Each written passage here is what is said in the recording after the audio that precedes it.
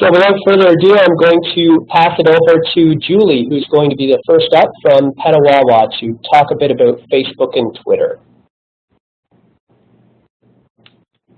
Hello, everyone. My name is Julie Bollinger, and I am the Marketing and Communications Coordinator here in Petawawa. I am here with Megan McLean. Megan is our marketing assistant, and she does a lot of the social media stuff. So we're going to hand over to her for questions if you guys have any questions to go from there.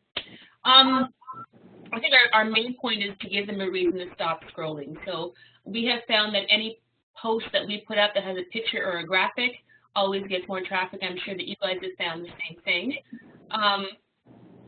We have found that one of the things that we'd like to do is we like to keep a bank of photos. You can buy photos from some of the photo services like Photolia, but we have found that they tend to be quite expensive. So we've tried to get away from that. We have tried to do a lot of pictures in-house. So we have really, really cute kids here in Petawawa, so a lot of these events we will send people out. If you are not a good photographer, I would suggest that you talk to your volunteer coordinator. There is likely someone on your volunteer list who takes a good picture or is a good photographer, and the difference in the photos is overwhelming. So if you can ever get pictures of kids or puppies are always a big seller here in Petawawa as well. That always gets people to stop as well.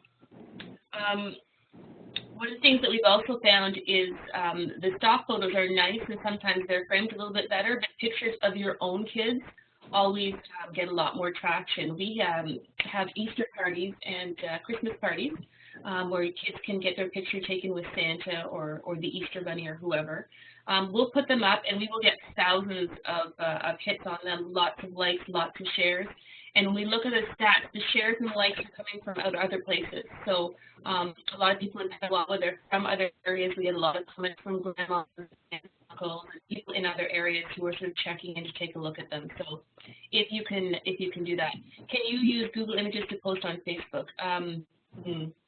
Don't. Usually tend not to.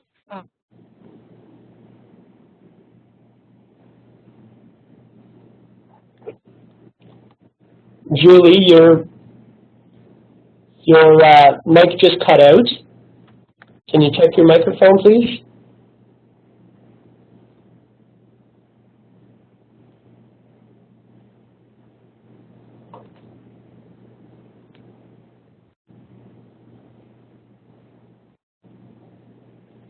Julie, we can't hear you anymore. Can you check your mic?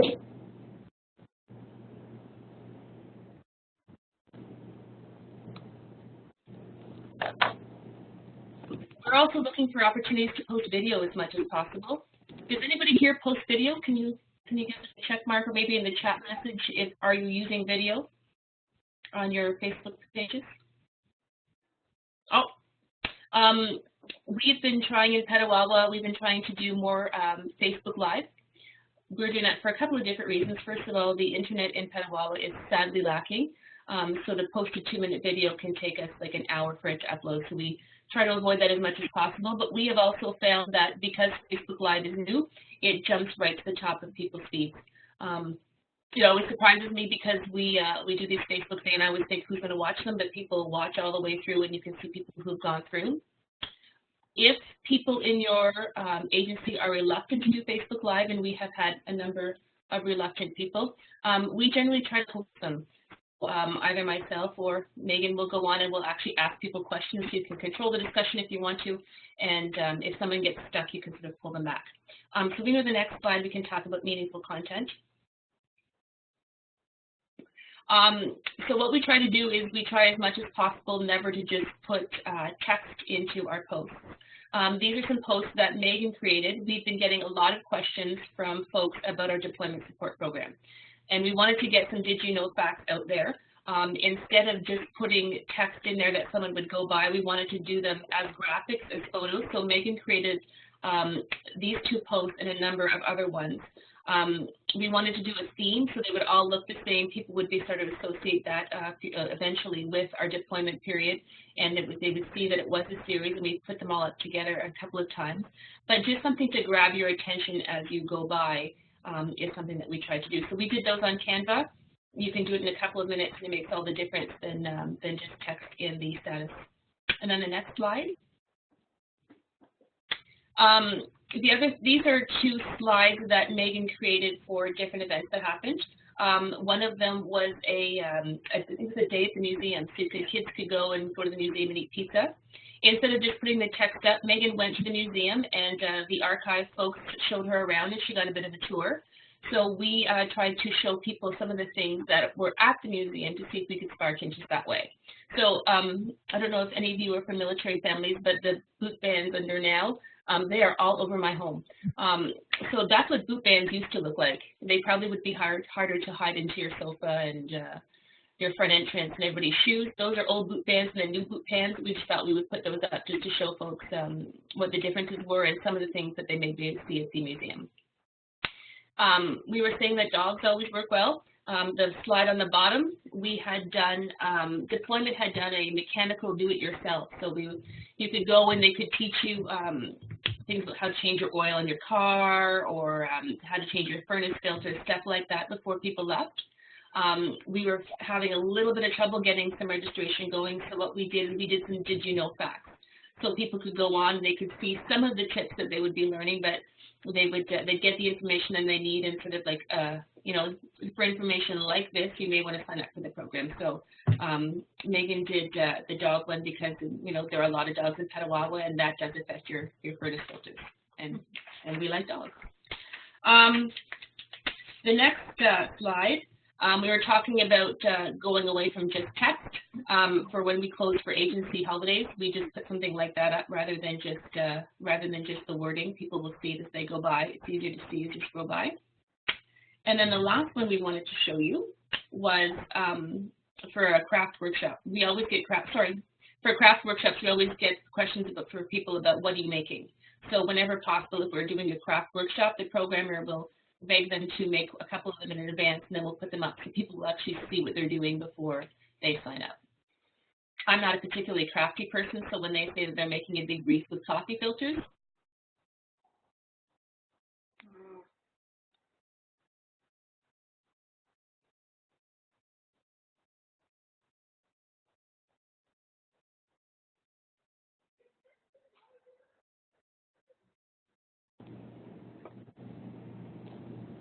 Julie, your microphone is cut out again.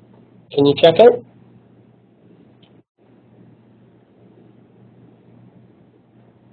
advance. Actually, two different questions. So does anybody else schedule their posts ahead of time and so they go up automatically? Hands up if you do. Julie, sorry, can you repeat the questions? Your mic cut out there for a second. Okay, so the question is, do you schedule your posts ahead of time? So do you schedule them ahead of time and have them come up automatically, or do you type them in as you want them to go up? So quite a few. Are you using Facebook for that? Okay, so hence if you're using Facebook for that versus Hootsuite or something. We had been using Hootsuite, and we actually recently went to a workshop, and it turns out that the Facebook algorithm will put a preference to things that they had scheduled through Facebook versus another program. So we have moved away from that. We've been doing all our Facebook posts through Facebook. The other thing we talked about is variety being the key for it. I don't know about everybody else in FRC, but we frequently hear comments from folks saying, oh, you only have kids events, there's nothing else. So we really try to make a conscious effort not to put too many kids things together. So if you go to the next page, and one more. Megan keeps a schedule of all the posts as they go up. So at the beginning, this is our schedule for February. As she puts together the posts, she puts them all there, and you can see that they're color-coded. So all of the kids ones are one color, all of the family programs are another color, employment. So you can take a look really easily and take a look and see if there's any blocks. So if all of your kids ones together, you've got this big block of yellow, you know that you've got too many posts about one subject in one area, because we'll take a look at it and spread it out and make sure that we're giving an even representation of all of the things that we're doing. And I think the other thing that we wanted to say is Facebook ads. We have been doing a lot of Facebook ads for the last little while. Has anybody else done a Facebook ad? Hands up if you have. We have found that they're really not that expensive. On average, we can do a Facebook ad for 3 or 4 days for only $20. Maybe it's because we're in a small area, but you can really target who you want to get to. But for $20, you're getting a lot of people who you're not necessarily getting, who aren't necessarily following your page. And generally, we get a little bit more of a kick on event when we do the Facebook ads. So we are planning to do more of those in the future. That's about it. We recently found out, and we knew that the take was low, but it turns out with the new algorithms, if you put something on your Facebook page, only 3 to 5% of your followers are actually going to see it in their newsfeed. So a lot of times people are saying that they're not seeing things, and we are putting it on Facebook, but that is the reason for it. The more likes you get, the more people it spreads out to. So if you can encourage all of your people to like your posts as they go up, that does definitely make a difference, and you'll see that we get 5, 10 likes, and all of a sudden your how many people have seen your post increase tremendously. That's about it for us. You've seen our calendar. If anybody's interested in the calendar, we got it through HubSpot. It was a template that we got for free. So if you're interested in doing something like that, we can give you the link of where you can go and get your own calendar. We found it has helped quite a bit. And the last point we want to make is that everything is changing. Facebook is changing their algorithms, it's changing their menus. It's going to be the dual newsfeed system eventually. So you're going to have one newsfeed when you log on of your friends and family, and all of the pages and everything else, you'll have to click another tab to see it. So a lot fewer of people are going to be seeing the posts. So we're going in Petawaba, what we're going to do our strategy is we're going to do more of the ads, and we're going to see if we can do a lot more videos. So I would be interested in talking to anybody else who is doing Facebook video. If you are and you're getting some really good takes with it, give us a shout. How do you manage budget for Facebook ads? Do you charge the program that's supporting you as it comes to your comms marketing budget? We usually take it out of the communications and marketing budget. That was something that I had thought about and put aside ahead of time because we had wanted to do more ads. But I guess it depends on how your budget works. We have a budget to promote different programs, so that's where it comes from. Okay, excellent. Thanks, Julie. So we'll just so that folks know, on the Web Exchange, feel free to contact either of the presenters using their emails down here. That's why I put that tab on there. So feel free to use that. But without further ado, I just want to make sure that everybody has a chance to present. We'll pass it over to Eden.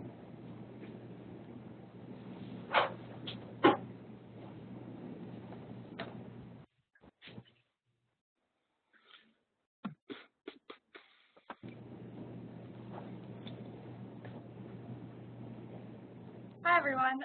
I just wanted to talk about maybe you can reach more people through finding different content.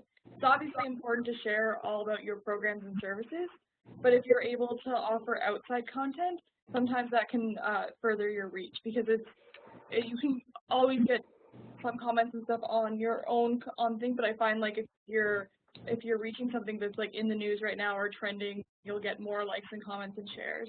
So how I find some maybe outside content is I follow a lot of like bloggers on local Edmonton bloggers.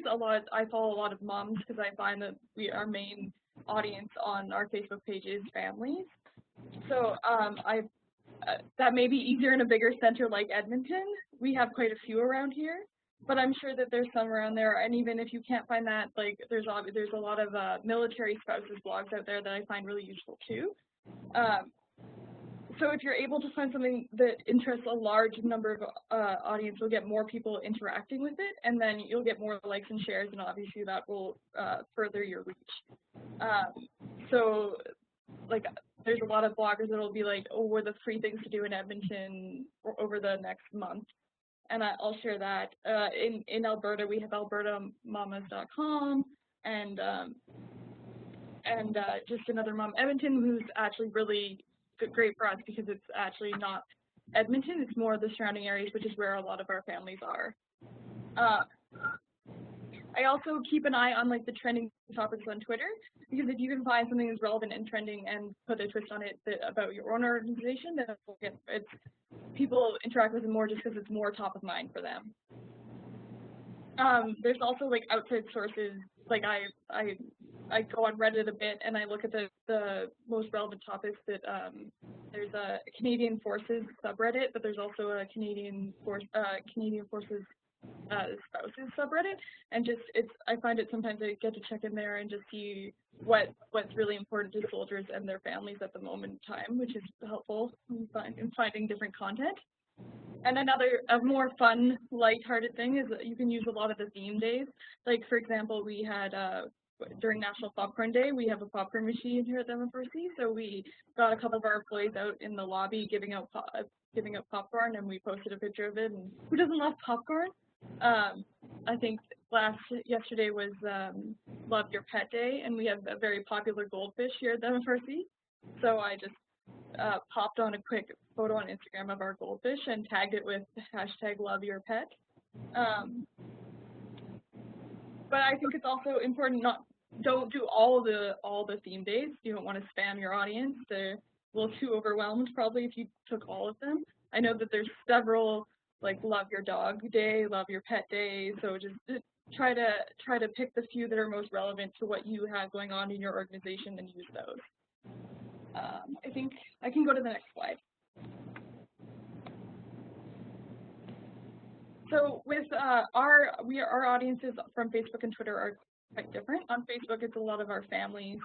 So with that, we mainly post like our programs and services and content that we think will be relevant to our families. Whereas our Twitter, it's more our sponsors and donors as well as a lot of our partner organizations. So I think on there it's important to share, like, that's how we connect with the Oilers a lot around here is through their Twitter. And it's important. I think it's always important that when you're sharing, like, if there's a check presentation or you're doing a theme event with a partner organization, to just tag them in it, because then they're more likely to see it, they're more likely to share it, and hey, if you can get the Edmonton Oilers to retweet something, it's always great. They have a much larger audience than we ever will.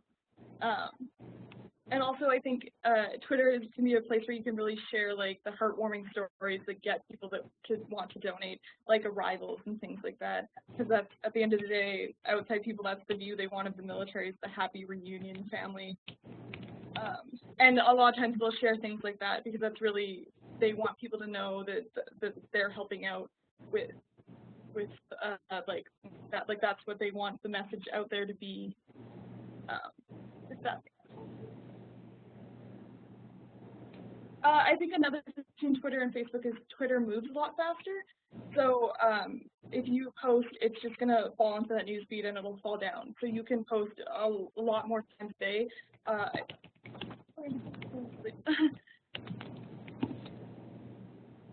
So you can post a lot more times a day because it won't stay as long. Whereas if you post a lot on Facebook, it'll affect your algorithm because you're overloading your audience, and just reposting the same stuff, eventually you'll run out of audience. And people will probably get annoyed because if I scroll through my Facebook, I don't want to see like 5 things from the same company in a row. And then Instagram, we tend to use that more for showcasing our events. So it's a great place to go on in, like, the day of an event and put, like, we have Boots for the Troops and Gala and stuff like that, and you can tag sponsors in it, and you can tag, and we do a lot of check things too. And we haven't done any social media or Instagram stories yet, but it's probably something we'll get into in a bit. I think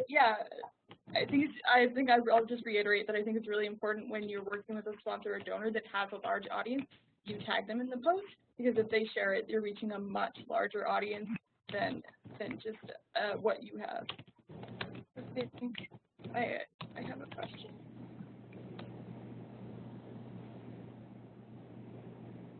Yeah, we are using Instagram, probably not as much as we should.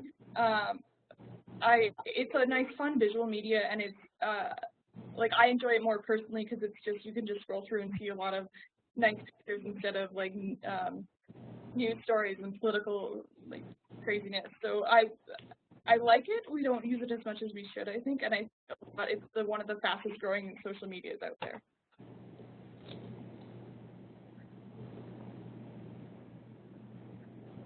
Okay, that's excellent. Thanks, Eden. Thanks. So are there any other questions from folks on the line, either on the teleconference line or via WebEx? Feel free to write them in the chat or unmute your mic and start talking.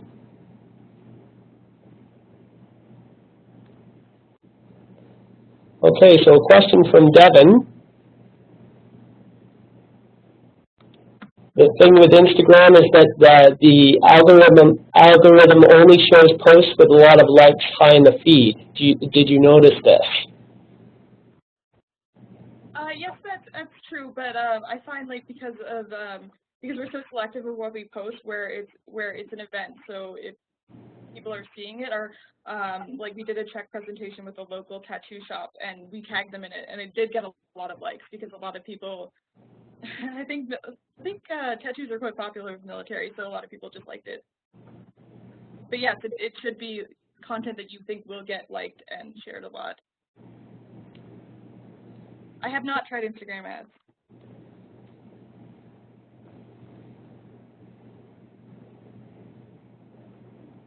What kind of content do you share in Instagram? So the question was, what kind of content do you share? Yes. On Instagram or on Facebook or? Instagram. Oh, on Instagram it's all photos. So all of our check presentations pretty much go on there now. Yeah, yesterday, like it's a good place for like the fun theme days, like I was talking about. Like our popcorn went on there. It's like Twitter but more visual, so you can use a lot of hashtags to get a lot of notice. So yeah, it's mainly photos of events and photos of check presentations and bigger things that we do. Great, This thank is you. Megan from the PMFRC. I just wanted to comment on that question as well. We actually just launched our Instagram in December, and we've actually found that doing kind of like monthly themes has been working really well for us, and then creating a hashtag for each theme, and then we would, kind of stick with each of our hashtags. So, hashtag PMFRC, hashtag PMFRC Best Year Ever, things like that, where people can search for PMFRC or Petawawa and find our content. So, for example, of the themes that we do each month, we did in December an Elf on the Shelf. In January, we did New Year's resolutions. In February, we had a big event for a trivia night, and in order to promote events, you just have to make sure that the link in your bio is to the event page. And then in March, March is actually Employee Spirit Month, so we're going to focus on some of the employees here and things like that. And then, of course, April, Month of the Military Child, so we'll share more pictures of our child care programs, and then, again, continue with hashtags, which you can see in your insights that you're getting a lot more reach with hashtags, and also tagging your location, so the geo filters and stuff on Instagram as well will draw more people to your page. So just wanted to add that. Excellent. Okay, well, I think we're about out of time, and I like to keep these on time so that folks can get back to meetings that they've probably set up right after this. So thank you so much to Julie and Eden, and for all the rest of you for joining us today. Julie and Eden, if you can just stay on the line for a few minutes after everybody else signs off, that would be great. But for everybody else, feel free to check out the recording after the fact or pass it along. It will be available on the website as per the other web exchanges. So thanks very much for joining us, and have a great rest of the day.